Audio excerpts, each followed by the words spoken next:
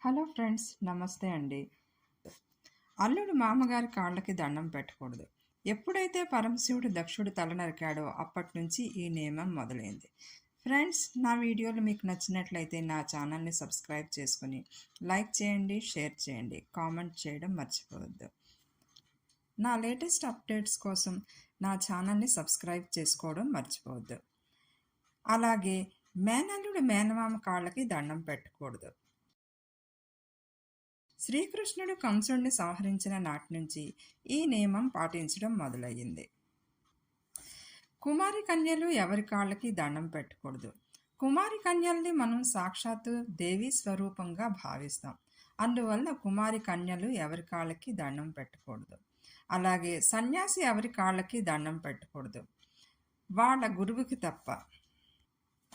5. ఏ వ్యక్తి అయినా పడుకున్నా లేదా చారగిలబడి ఉన్నా వారి కాళ్ళకి దండం పెట్టరాదు.